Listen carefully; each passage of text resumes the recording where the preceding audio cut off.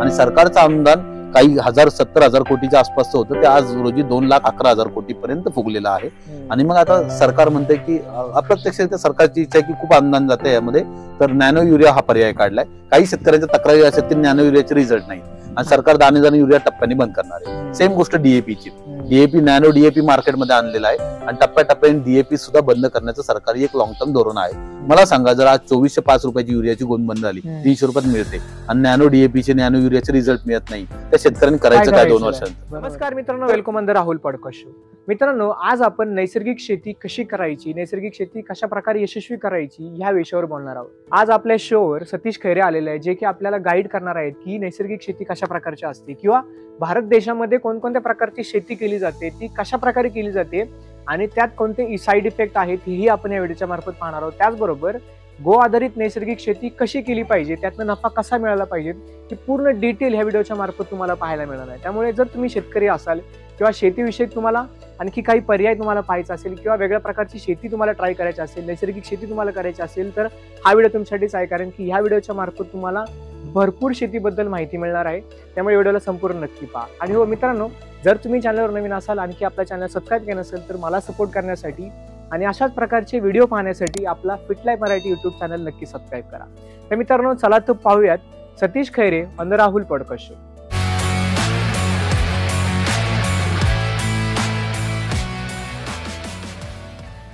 नमस्कार sir, welcome on the Rahul podcast show. तुमचं पुन्हा एकदा स्वागत आहे आपल्या दुसऱ्या व्हिडिओमध्ये. आणि आजचा टॉपिक खूप महत्वाचा आहे, आपण नैसर्गिक शेतीबद्दल बोलणार आहोत. तर सर्वप्रथम तुमची स्वतःची ओळख एकदा करून द्या परत एकदा. नमस्कार, माझं नाव सतीश मोहन खैरे, गव्य चिकित्सक आणि गोकृषी अभ्यासक. दुसऱ्या विषयात मला खूप जास्त रस आहे, गोकृषी अभ्यासक.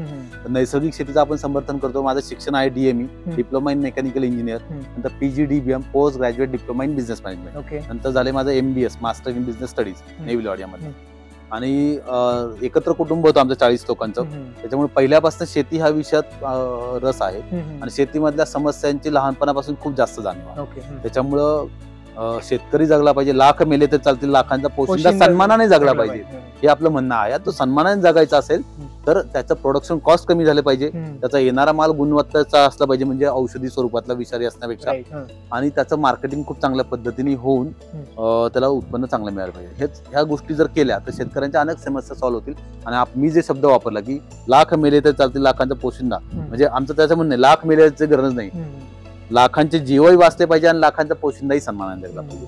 तर तो लाखांचा पोशिंदा सन्मानाने जगला पाहिजे असेल तर त्याचे प्रोडक्शन कॉस्ट, म्हणजे उत्पादन खर्च कमी झाला पाहिजे. आणि उत्पादन खर्च कमी होत असताना त्याचं उत्पादन सुद्धा कायम राहिलं पाहिजे किंवा वाढलं पाहिजे. तर ही दोन्ही ताकद गो आधारित व्यवस्थेमध्ये आहे. खरं तर व्हिडिओच्या आधी मी तुमच्याबद्दल म्हणजे तुमच्याशी बरेच चर्चा केली, तुम्हाला शेतीविषयी खूप नॉलेज आहे. तर हे नॉलेज आणि हे कुठून तुम्हाला मिळालं, कशा प्रकारे तुम्ही हे नॉलेज गेन? पहिल्यापासून आपले राजीव दीक्षित असतील किंवा सुभाष पाळेकर गुरुजी असतील, जे निसर्गाला धरून भारतीय स्वदेशी व्यवस्थेचा अभ्यास करतात किंवा प्रचार करतात, ह्या लोकांना आपण फॉलो करत आले आहेत. आणि आपलं स्वतःचं म्हणणं आहे की निसर्गाला बायपास करून कोणतीही प्रक्रिया करू नये. तंत्रज्ञानाचा मर्यादित वापर हे सगळा चांगला पर्याय आहे. तंत्रज्ञानाचा अमर्यादित वापर अतिशय घातक आहे. आणि ही व्यवस्था भारतीय व्यवस्थेमध्ये, गो आधारित व्यवस्थेमध्ये उत्पादन खर्च कमी करायचा. तंत्रज्ञानाच्या तुम्ही आधारावर गेला बघा तुम्ही, आधुनिक शेती म्हणतो, पण ह्यात शेतकरी कर्जबाजारी होत चाललेत आणि उत्पादन मात्र वाढतंय, पण उत्पादन खर्च त्या प्रमाणात खूप वाढतोय आणि त्याच्यामुळे शेतकऱ्यांच्या हाताला काही लागत नाही. तर मी आतापर्यंत बरेच प्रकारच्या शेती ऐकली. ऑर्गॅनिक शेती आहे, रासायनिक शेती आहे, आता नैसर्गिक शेती आहे. तर थोडक्यात आपण सुरू करण्याच्या अगोदर हे सांगा, स्पष्ट करा की ह्या कोणकोणत्या प्रकारच्या शेती आहेत आणि सध्या त्या चालू आहेत, हे थोडक्यात बोलूया. तर रासायनिक शेती आहे, जैविक शेती आहे, जीवाणूंच्या आधारावर केलेली. त्यानंतर सेंद्रिय शेती म्हणतात. सेंद्रिय शेतीमध्ये 4-5 प्रकारचे तंत्रज्ञान येतात. कंपोस्ट असेल, वर्मी कंपोस्ट असेल, बायोडायनॅमिक्स असेल. तर आमचं असं म्हणणं आहे की ऑर्गॅनिक शेती म्हणजे सेंद्रिय शेती. तर हे सेंद्रिय शेती हे एक प्रकारचं पॅरलल व्यवस्था आहे रासायनिक शेतीला, त्याच प्रकारच्या कंपन्यांनी काढलेली ऑर्गॅनिक शेती आपण ज्याला म्हणतो. तर कंपोस्ट, वर्मी कंपोस्ट, वर्मी कंपोस्टचं उदाहरण घ्या. वर्मी कंपोस्ट मध्ये जे गांडूळ वापरतात त्यांना टेक्निकल लँग्वेज मध्ये आयसोनिक फेटिडा म्हणतात. ते ऑस्ट्रेलियावरनं इम्पोर्ट होतात, थोडक्यात विदेशी. जो फरक देशी गाई आणि जर्सीमध्ये आहे, तोच फरक त्या आयसोनिक फेटिडा आणि देशी गांडुळामध्ये आहे. आपल्या गाईंचं शेण गोमूत्र टाकल्यानंतर नैसर्गिक स्वरूपात गांडूळ वाढतात, भारतीय गांडूळ, आणि ती जवळपास वर्षाला 36 टन माती खातात, जमीन पोरस ठेवतात आणि चांगल्या प्रकारची विष्ठा खत खताच्या माध्यमातून विष्ठा बाहेर टाकतात, तर ते खूप चांगलं. पण जे ऑस्ट्रेलियावरनं आपण इम्पोर्ट करतो आयसोनिक पेटिडा, त्याच्यामध्ये भारतीय गांडुळाची 16 ते 18 लक्षणं येतात, तर ते एकही लक्षण येत नाही. ते हाय टेम्परेचरला सर्वाईव्ह होत नाही, ते माती खात नाही, तर ते शेण खातं आणि लीड आर्सेनिक सारख्या हेवी मेटलचं प्रमाण त्याच्यामध्ये जास्त येतं. म्हणजे जर्सीचे जसे साईड इफेक्ट आहेत तशाच प्रकारचे त्या वर्मी कंपोस्ट मध्ये येतात. म्हणून आमचा ऑर्गॅनिक शेती सारख्या गोष्टीला विरोध आहे. जैविक शेतीला का विरोध, तर गोपालभाई सुतार यांनी एकदा लॅबमध्ये अनालिसिस केलं होतं की गोमूत्रामध्ये 5 जर 100 तत्व मिळतात, तर 5 ते नेहमी म्हणायचे 5 जर 100 तत्वांनी केली शेती वेगळी आणि 3 तत्वांनी केली शेती वेगळी, NPK. आणि आता तर अवस्था अशी आली की NPK नी पण शेती होत नाही. आता बोरॉन विकत आणावं लागतंय, कॅल्शियम विकत आणावं लागतंय, सल्फर विकत आणायला लागतंय, सिलिकॉन विकत आणायला लागतं, तर सगळे मायक्रो न्यूट्रिएंट शेतकऱ्यांना विकत आणावे लागतात आणि त्याच्यामुळे प्रोडक्शन कॉस्ट वाढते. तरी पण ते विकत जरी आणले तरी एक 10-12 प्रकारचे मायक्रो न्यूट्रिएंट आणि 3 NPK, तरी 15-18च्या वर एलिमेंट होते. आणि 5 जर 100 तत्वांनी केली शेती, जमीन आसमानचा फरक. जैविक शेतीमध्ये आपण काय करतो, परत काहीसा आगीतनं उठला आणि फुपाटात पडलं असं अवस्था आहे. की जैविक शेतीमध्ये आपण काय करतो, ट्रायकोडर्मा समजा एखादं आम्ही गाय पाळतो, आम्ही गायीवर असताय, आम्ही म्हणतो शेण गोमूत्र गोमूत्र आणि ताक हे सगळ्यात चांगलं बुरशीनाशक, सर्वोत्तम बुरशीनाशक. त्याच्यापासून एक चांगल्या प्रकारचं ह्युमिक ऍसिड पण बनतं, जे रासायनिक पेक्षा खूप चांगल्या प्रकारचे रिझल्ट देतं. पण जैविक शेतीवाले काय करतात, जैविक शेतीवाल्यांचं म्हणणं ट्रायकोडर्मा हा सर्वोत्तम बुरशीनाशक. त्यांनी गोमूत्रातल्या एक जीवाणूवर लक्ष केंद्रित केलं आणि ट्रायकोडर्मा हा सर्वोत्तम बुरशीनाशक. मग ते काय करणार, ट्रायकोडर्मा बाजूला काढणार, ट्रायकोडर्मा लॅबमध्ये डेव्हलप करणार आणि लॅबमध्ये एकदा डेव्हलप झालं की त्याचं कल्चर इंडस्ट्रीमध्ये तयार होऊन ते भारतभर विकलं जाणार. गाय बायपास होते, म्हणजे फक्त सुरुवातीलाच वापरणार, नंतर थोडक्यात गाय बायपास होते. म्हणजे गायींची गरज फार कमी लागते आणि आणि ट्रायकोडर्मा हे बुरशीनाशक म्हणतात. पण आमचा त्याच्या पुढे आक्षेप असा आहे की ट्रायकोडर्मा हा अग्रेसिव्ह बुरशीनाशक आणि अग्रेसिव्ह बुरशीनाशक असल्यामुळे तो चांगली बुरशी पण मारतो आणि वाईट बुरशी पण मारतो. निसर्गाचा समतोल ढासळतोय. चांगली बुरशी मेल्यामुळे जे आपल्याला पिकांच्या वाढीसाठी लागणारे आवश्यक घटक आहेत ते राहत नाही. दुसरी गोष्ट, जीवामृत मध्ये तुम्ही प्रयोग करून बघा. जीवामृत म्हणजे हजारो कोटी सूक्ष्म जीवाणूंचं सर्वोत्तम विरजन म्हणजे जीवामृत. जीवामृतच्या 2 बादल्या घ्या तुम्ही, एकामध्ये ट्रायकोडर्मा टाका, तर त्यातल्या जीवाणूंचं प्रमाण खूप मोठ्या प्रमाणात कमी झालं तुम्हाला आढळून येईल. आणि एकात तसं जीवामृत ठेवा, 3 दिवसांनी चेक करा, तर तुम्हाला जीवाणूंचं प्रमाण आढळेल. जर मग जे रासायनिक शेतीने केलं ते जर ट्रायकोडर्मा सारखं हो. आणि शेवटी झालं काय, आमचा विरोध काय, 5 जर 100 तत्व गोपालभाई सुतार यांनी शोधून काढली आणि त्यातले जर तुम्ही ट्रायकोडर्मा असेल, सुडोमोनास असेल, रायबेरिझम असेल, मायक्रोबेरिझम असेल, ॲझोटोबॅक्टर असेल, असे जर काही ठराविक जीवाणू जर घेऊन जर शेती करत असाल तर ते 1% पण 1% पण ते एलिमेंट होत नाही.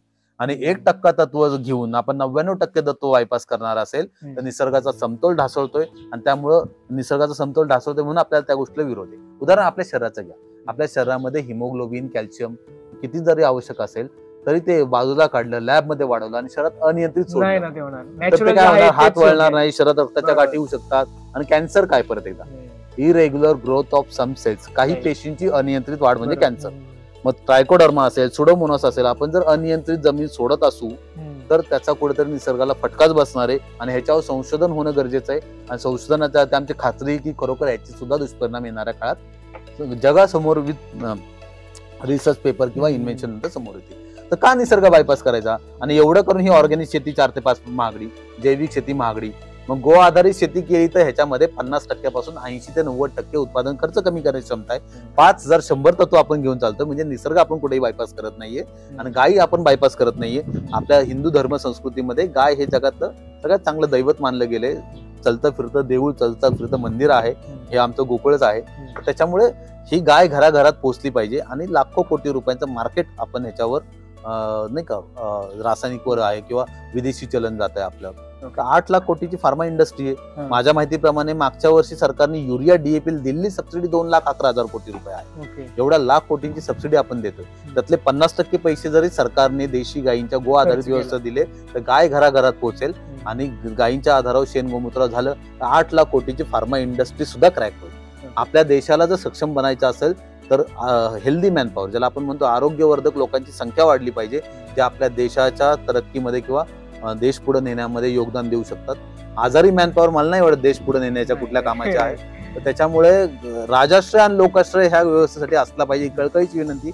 आणि राजाश्रय नसेल तरी चालेल, लोकांनी तरी ह्या गोष्टीला प्राधान्य द्यावं म्हणून या व्हिडिओच्या माध्यमातून मी आवाहन करतो की प्रत्येकाने दारात एक तरी देशी गाय ठेवावं. एवढे खूप चांगले फायदे आहेत, विचारताच होईल. छान. आता मला तर असं, आता तुमच्या बोलण्यातून किंवा जे आहे वास्तव्य असं आहे की पहिली शेती म्हणता येईल आपली रासायनिक म्हणजे पारंपरिक आपण शेती करतो त्यानंतर रासायनिक आली, त्यानंतर जैविक जैविक आली, ऑर्गॅनिक ऑर्गॅनिक मध्ये परत कंपोस्ट, वर्मी कंपोस्ट, बायोडायनामिक्स टेक्नॉलॉजी आले, तंत्रज्ञान आले. आणि आता सध्या तुम्ही जे म्हणताय ती नैसर्गिक शेती, गो आधारित नैसर्गिक शेती, गाय बायपास न करता केली नैसर्गिक शेती. म्हणजे ह्यात पण म्हणजे काय परत नैसर्गिक शेती म्हटलं की काही लोक फक्त आयुर्वेदिक वनस्पती त्या जोरावर चालू करते. गाय बायपास कुठल्याही परिस्थितीत झाली नाही पाहिजे. 5,000 नैसर्गिक शेती, 5,100 तत्व देण्याची क्षमता गायींमध्ये, गोमूत्रामध्ये, शेणामध्येच आहे. आता थोडक्यात मला एक डिफरन्स म्हणजे ऐकायचा आहे, कारण की मला परफेक्ट समजावं म्हणून. त्या चारही पाचही प्रकारच्या शेती आहेत, थोडक्यात एक सांगा डिस्क्रिप्शन की ही कशी. ऑर्गॅनिक फार्मिंग 4 ते 5 पहिली आपण रासायनिक सांगा. रासायनिक शेतीमध्ये आपण युरिया, डीएपी, एंडोसल्फान, डीडीटी, मेलेथियन सारखे अनेक प्रकारचे कीटक, बुरशीनाशक, संजीवक आणि तणनाशक अशा अनेक प्रकारच्या गोष्टी वापरतो. खूप कॉस्टली आणि आंतरराष्ट्रीय बाजारपेठेत आता अमोनिया आणि नायट्रेटचं शॉर्टेज असल्यामुळे त्याच्या खतांच्या किमती दिवसेंदिवस वाढत चाललेल्या आहेत आणि त्या अजून वाढणार आहे. त्याच्यामुळं सरकार लाखो कोटी रुपयाचं अनुदान देते. सरकारचंही नुकसान आहे आणि देशवासीयांचं नुकसान आहे आणि भारतीय चलनाचं नुकसान आहे आणि पर्यावरणाचं, निसर्गाचं, माणसाचं सगळ्यांचं नुकसान आहे. ही झाली रासायनिक शेती नको. ही रासायनिक झाली. त्यानंतर आली जैविक शेतीमध्ये 99% पेक्षा जास्त तत्व बायपास होतात असं दिसतं एकंदरीत. तर त्याच्यामुळे 99% तत्व बायपास करणारी, गाय बायपास करणारी व्यवस्था आणि निसर्गाचा समतोल ढासळणारी व्यवस्था नको म्हणून जैविक शेती नको. ओके, जैविक म्हणजे असं म्हणता येईल का की जे तुम्ही तत्व जे बोलताय ती तत्व मिळतात आपल्याला ह्याच्यामधनं का? शेण, गोमूत्र आणि जैविक शेतीमध्ये फक्त काही त्यातला एक एलिमेंट घेतला, ट्रायकोडर्मा असेल, सुडोमोनास असेल, रायबेरिझम असेल, तोच डेव्हलप करायचा, तोच विकायचा आणि तो जैविक शेती म्हणून आपण वापरायचा. ओके, जीवाणूंपासून केलेली शेती म्हणून जैविक शेती म्हणू शकता, याबद्दल आमचा आक्षेप नाही. पण त्याला प्राकृतिक शेती म्हणत असाल तर आमच्यासारख्या लोकांचा त्याच्यावर आक्षेप आहे. प्रकृती कसं, प्रकृतीच्या विरोधात आपण लॅबमध्ये काही एखादी गोष्ट एक्सट्रॅक्ट करतोय, आर्टिफिशियल डेव्हलप करतोय, जमिनीत अनियंत्रित सोडतो, त्या गोष्टीला तुम्ही प्राकृतिक नाही म्हणू शकत. नाही, प्राकृतिक नाही म्हणू शकत. प्राकृतिक जे काही लोक म्हणतात त्या गोष्टीवर आमचा आक्षेप आहे. ओके, ही झाली जैविक शेती. त्यानंतर आता सेंद्रिय आली. सेंद्रिय सेंद्रिय मध्येच म्हणजे सेंद्रिय म्हणजे मराठीत सेंद्रिय आणि ही ऑर्गॅनिक आपण जे म्हणतो. ऑर्गॅनिक कशी थोडक्यात म्हणजे ऑर्गॅनिक मध्ये काय फरक आहे? कंपोस्ट, वर्मी कंपोस्ट, बायोडायनामिक्स. वर्मी कंपोस्टचं उदाहरण घेतलं, कंपोस्ट मध्ये काय करतात, कुजवतं वगैरे हे प्रक्रिया, त्यातनं कार्बन एमिशन फार मोठ्या प्रमाणात होतं. दुसरी गोष्ट, त्यात जर्सीचं शेण मोठ्या प्रमाणात वापरतात, मग ते निरुपयोगी आहे. त्यातलं सूक्ष्मजीवाणूंचं प्रमाण आणि देशी गायींच्या शेण गोमूत्रातलं सूक्ष्मजीवाणूंचं प्रमाण जमीन आसमानचा फरक आहे. वर्मी कंपोस्ट मध्ये जी गांडूळ वापरतात, गांडूळ सदृश्य प्राणी आपण ज्याला म्हणू, आयसोनिक फेटिडा सारखे, तर ते विदेशातनं इम्पोर्ट होतात आणि त्याच्यामध्ये लीड, आर्सेनिक सारखे हेवी मेटलचं प्रमाण जास्त आहे. भारतीय गांडुळात जी 18 लक्षणं येतात ती त्याच्यामध्ये येत नाही. त्याच्यामुळं कंपोस्ट, बायोडायनामिक सारख्या गोष्टीमध्ये काही लोक म्हणतात गाईचं शिंग खात बनवलं पाहिजे. बऱ्याचदा त्याचा दुरुपयोग होतो की गायींचा कत्तलखान्यातली शिंग उचलली जातात. तर त्यात अपेक्षित असं आहे की नैसर्गिकरित्या मृत पावलेल्या गायीच्या शिंग, त्या खादला विरोध नाही, पण त्याचा मग गैरवापर होऊ शकतो. तर ह्या तंत्रज्ञानानं त्यामुळे विरोध. ऑर्गॅनिक किंवा ज्यांना आपण मराठीत सेंद्रिय शेती म्हणतो. ओके, आता तुम्ही म्हणाल की सेंद्रिय शेतीमध्ये जर्सी गाईचं शेणचा वापर केला जातो, पण आता ह्याला ऑप्शन म्हणून जर समजा आपण तिथं देशी गाई वापरली तर सेंद्रिय शेती म्हणजे ओके आहे का, काय वाटतं? त्यात गांडूळ परत विदेशी वापरचा उपयोग काय? मग आपलं शेण गोमूत्रापासून आपण जीवामृत बनवलं, ताकापासून तक्रामृत बनवलं, त्याच्यानंतर गोमूत्रापासून ह्युमिक ऍसिड बनवलं. तर हे नैसर्गिक स्वरूपात जमिनीतली गांडूळ वाढवतात ना. बाहेरून गांडूळ आणवणं, वाढवणं, ते डेव्हलप करणं म्हणजे बाहेरची गांडूळ आणि त्यासारखं साईड इफेक्ट असणाऱ्या गोष्टी परत जमीन सोडणं, तर ते अपेक्षित नाहीच आहे. मग घन जीवामृत बनवा ना तुम्ही. देशी गाईचं गोखूर खत एकत्र जमा करा, त्यात जीवामृत टाका, ते 3 दिवस फर्मेंटेशन करा, त्याचं नैसर्गिक स्वरूपातलं गोखूर खतापासून सर्वात उच्च दर्जा तिथं आहे. हे बघा आपलं घन जीवामृत, काळं भोर आहे. तर हे बघितलं तुम्ही शेणखत, तर हे ब्राऊन रंगाचं आहे आणि ते काळं भोर आहे. तर त्यात जीवाणूंची प्रक्रिया झाल्यामुळे ह्या शेणाची ताकद अजून चांगल्या पटीने वाढते. तर घन जीवामृत सारखा सक्षम पर्याय पाळीव उत्तर गुरुजींनी दिला आहे. त्या ताकाचा वापर केला की त्यातली ऊर्जा अजून वाढते. आता हे झाले सेंद्रिय. आता नैसर्गिक शेती, जे की तुम्ही म्हणताय गो आधारित, त्याच्यामध्ये तुम्ही हे जे काही आर्टिफिशियली बनवताय, जे काही गांडूळ आहेत किंवा बाकीचे काही प्रोडक्ट आहेत, ते न बनवता रेग्युलर जे यूज आहे तोच आपण शेतीमध्ये वापरतो. आता पाळेकर गुरुजींच्या व्यवस्थेचा आम्ही अभ्यास केला, तर त्यात काही गोष्टी अशा आहेत की जीवामृत, पण जीवामृत खूप चांगलं, हजारो कोटी सूक्ष्म जीवांचं सर्वोत्तम विरजन म्हणजे जीवामृत. काही अडचण नाही. फक्त जीवामृतचं प्रत्यक्षात एक प्रॉब्लेम येतो की एकराला 200 ते 250 लिटर, आणि आता ऑटोमेशन म्हणून बऱ्याच ठिकाणी ठिबक, स्प्रिंकलर अशा गोष्टी आहेत. तर 200 लिटर गाळणं, त्यात शेण अडकणं, ते पंप न होणं, अशा अनेक अडचणी आम्हाला दिसून आल्या. जीवामृत वाईट आहे का? अजिबात नाही. जीवामृत खूप चांगली गोष्ट आहे. पण पांढरी मुळी फास्ट वाढली पाहिजे, मग त्यासाठी गोमूत्रापासून खूप चांगल्या प्रतीचं ह्युमिक ऍसिड बनतं, ज्याला आम्ही गोअमृत असं म्हणतो. नैसर्गिक स्वरूपात गोमूत्र, ताक, गुळ, देशी गाईच्या गवऱ्या, त्यातनं नॅचरल एन्झाईम्स तयार होतात आणि त्यातनं तांदळाचं पीठ, अशा अग्निहोत्र भस्म, अशा गोष्टी अनेक एकत्र केल्यानंतर ह्युमिक ऍसिड बनतं. पांढरी मुळी पण वाढवतं, अन्न पण तयार करतं, अन्न ग्रहण पण करतं आणि जमिनीतली बुरशी पण मारतं. गोमूत्र आणि ताक हे सगळ्यात चांगलं बुरशीनाशक हे कॉम्बिनेशन. तर जमिनीतली बुरशी, आता जास्त खतं, जास्त पाणी, जास्त खतं, जास्त पाणी, त्यामुळे जमिनीत बुरशी फार मोठ्या प्रमाणात वाढली. मग ते गो अमृत त्याला पर्याय, सक्षम पर्याय.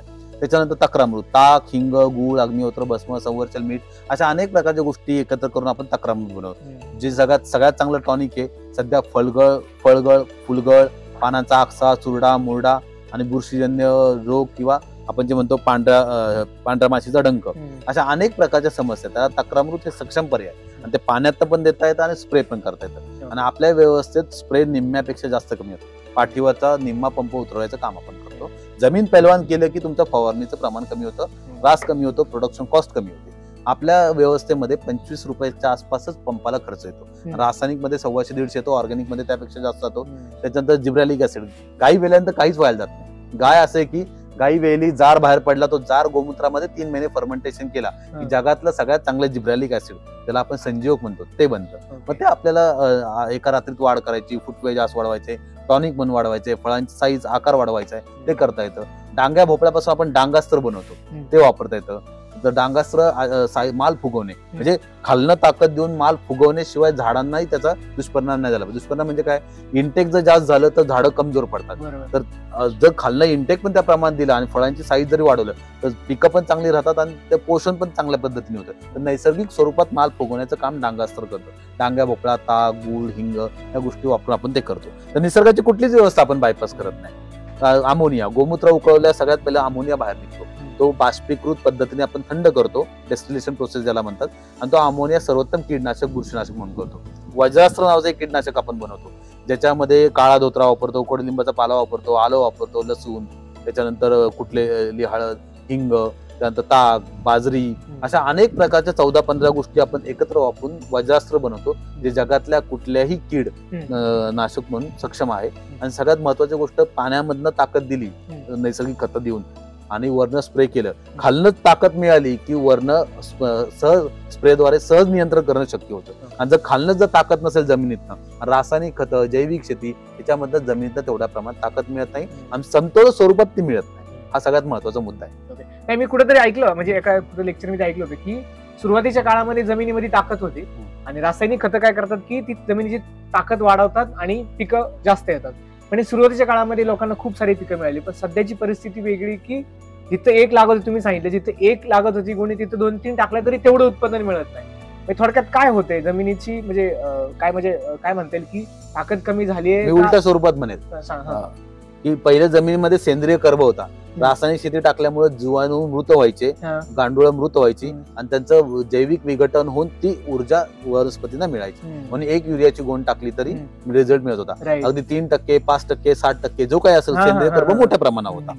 3%च्या आतमध्ये आला तर ती जमीन निष्क्रियकडे होत चालली, काही ठिकाणी 0.5% पर्यंत कार्बन. म्हणून रासायनिक शेतीचे रिझल्ट का मिळत होते की जैविक विघटन व्हायला काहीतरी जमीन शिल्लक होतं. आता असं झालं की जैविक विघटन होण्यासाठी जमिनीत खूप कमी गोष्टी, नाममात्र गोष्टी शिल्लक राहिल्या, त्यामुळे जिथे 1 गोणी टाकायची तिथे 4 गोणी टाकायला लागतात. बरं, पहिले युरिया टाकला तरी काम होत होतं, आता बोरॉन वेगळं टाकायला लागतंय, सिलिकॉन वेगळं टाकायला लागतंय, कॅल्शियम वेगळं टाकायला लागतंय.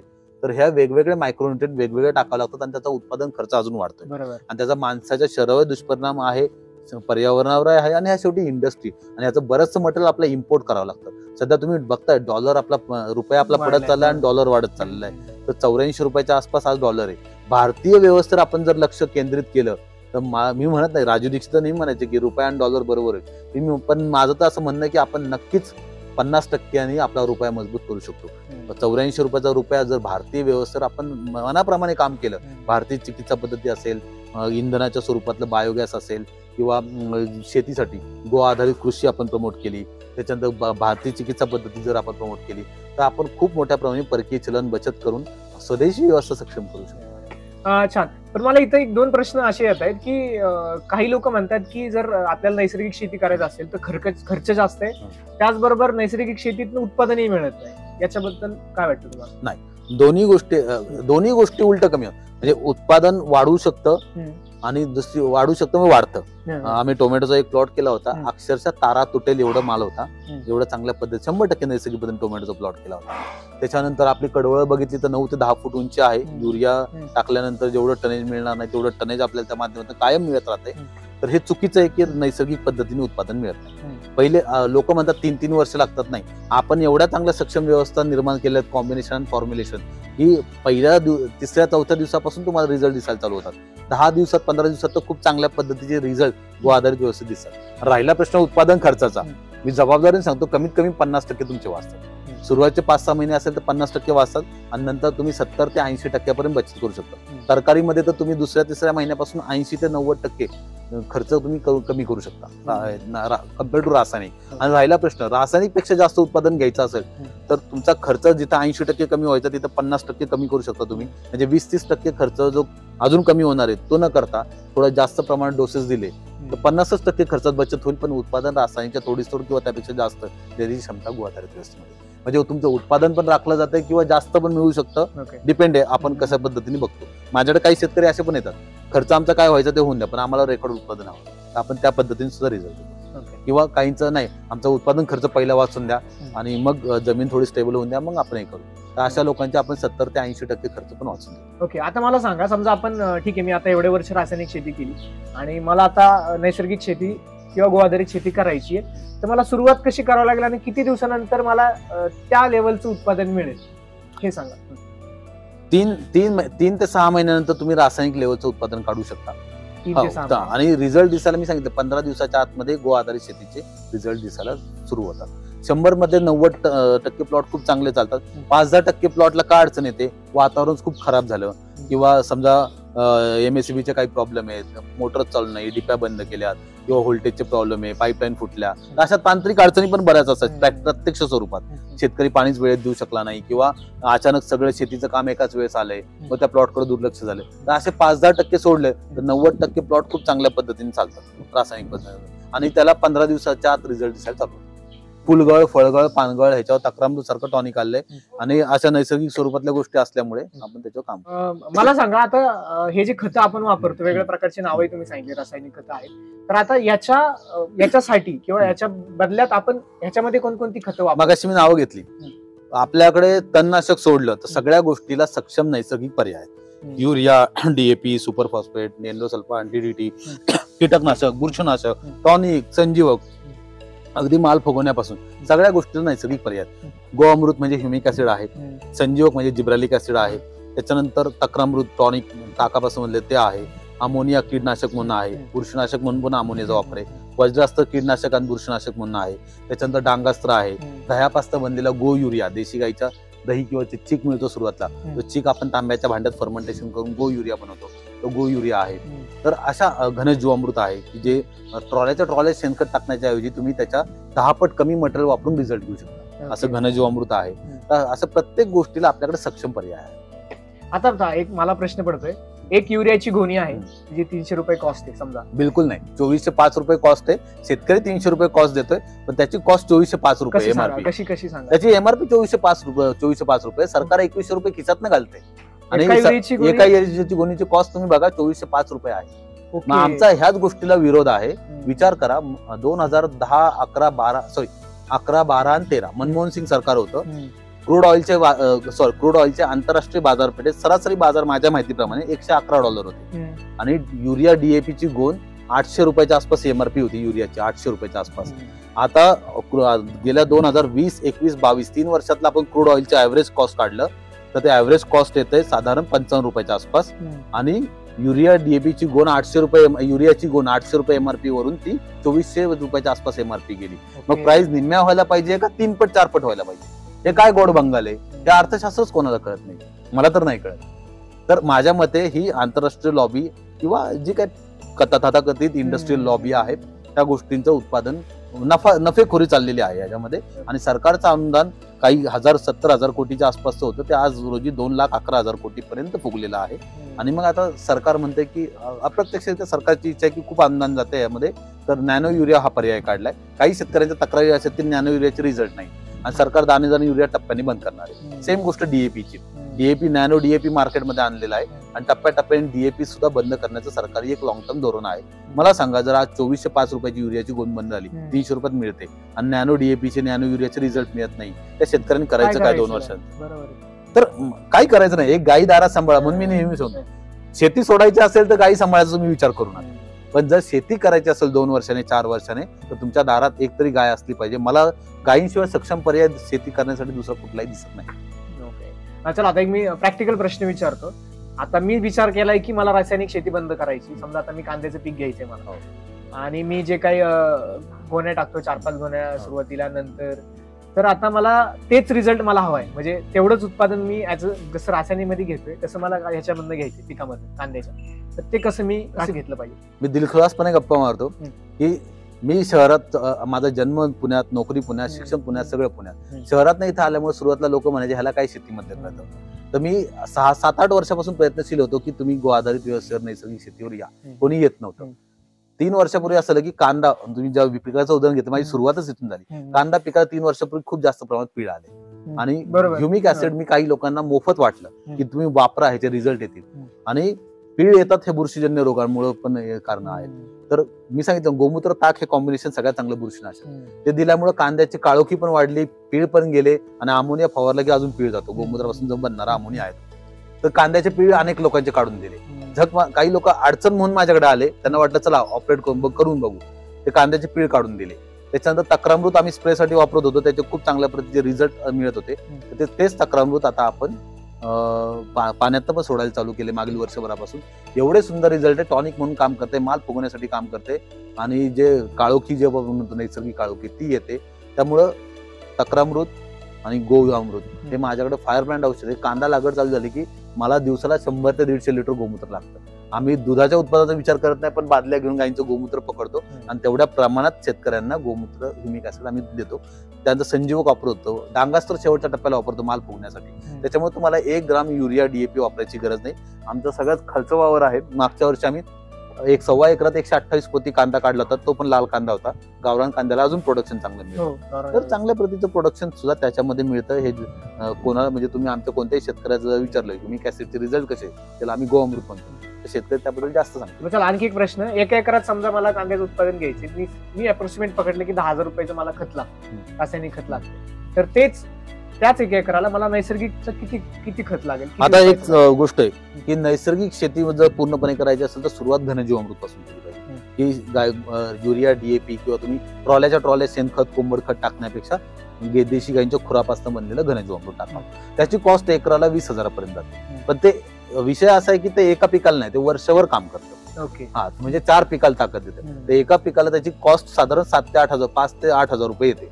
मग ती झाली कॉस्ट. आणि त्याच्यानंतर समजा 2 डोस ह्युमिकचे द्यायचे, 2 तक्रामृत द्यायचे, 1 संजीवकचे द्यायचे, तर त्याला हार्डली 5-6 हजार रुपये खर्च. म्हणजे 4 फवारण्या आणि 4 स्प्रे, अख्ख्याचे 5-6 हजाराच्या कॉस्ट जात नाही. म्हणजे 11-12 हजार रुपयापासून ते 13-14 हजार रुपयापर्यंत एकरी खर्च येतो. रासायनिक मध्ये गेलं ते म्हणजे युरिया, डीएपी किंवा बाकीच्या गोष्टी, ट्रॉल्या शेणखत, कोंबड खत, ते महागड्या फवारण्या, ह्या सगळ्या गोष्टी काढल्या तर कांद्याचा एकरी खर्च 25 ते 30 हजार रुपयापर्यंत जातो. नुसतं खत औषधाचा. तर 50% पेक्षा जास्तच बचत आहे. आणि सुरुवातीला मी सांगतो, ह्युमिक ऍसिड अशी गोष्ट आहे की एकरी 10 लिटर वापरलं तरी चालू शकते आणि एकरी 40 लिटर वापर. आता 4 पट वापरतोय. का वापरतोय? जमीन सेंद्रिय कर्बच नाही राहिला म्हणून 40 लिटर वापरतोय.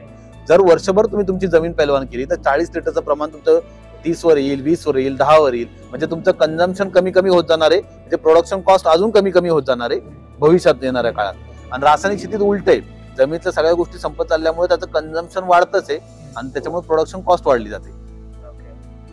ठीक आहे. आता ज्याला समजा करायची असेल शेती, आपले शेतकरी बांधव जे बघत असतील तर तुमचा कॉन्टॅक्ट आहे, नक्कीच तुम्हाला संपर्क साधतील. आता मला एक प्रश्न सुरुवातीला विचारायचा होता की तुम्ही म्हणले आपली पहिली पारंपरिक शेती होती. पारंपरिक शेती सोडून आपण रासायनिक कडे आलो, तर तो स्पॅन का होता आणि ती पारंपरिक शेती पुढे का झाली नाही? त्याच वेळेस ही गो आधारित नैसर्गिक शेती का सुरू झाली नाही, याचं काय उत्तर? नाही, पहिले आपण गो आधारित शेतीच करत होतो.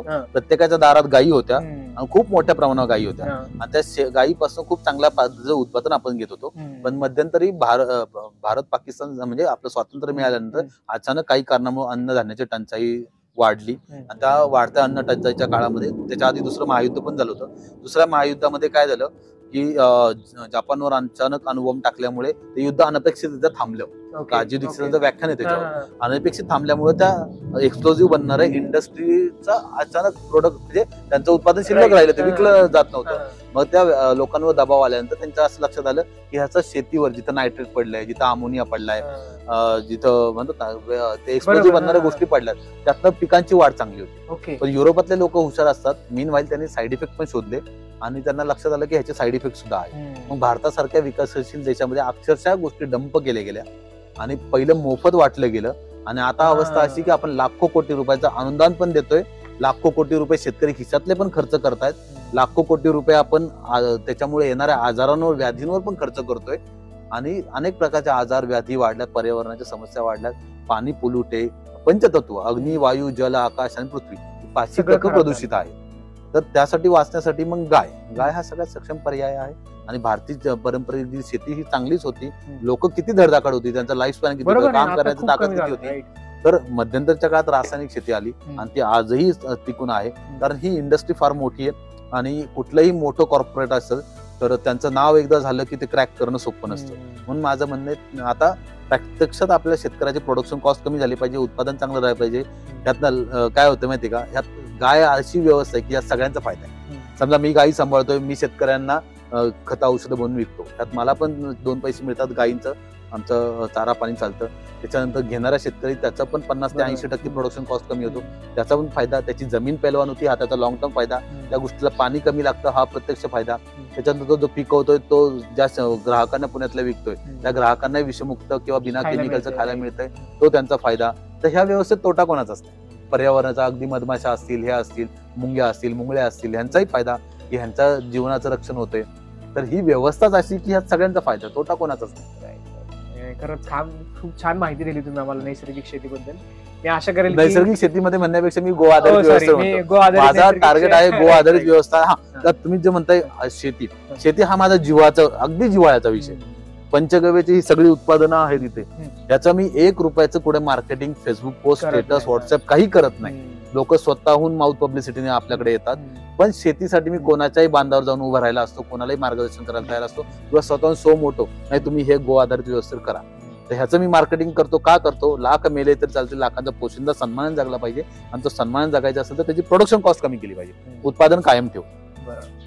नाही, छान. खरंच ज्याला शेती करायची असेल तर मी तर प्रत्येकाला आवाहन करेन की नक्कीच सरांना कॉन्टॅक्ट करा. त्यांचा नंबर आहे, त्यांचं मार्गदर्शन घ्या.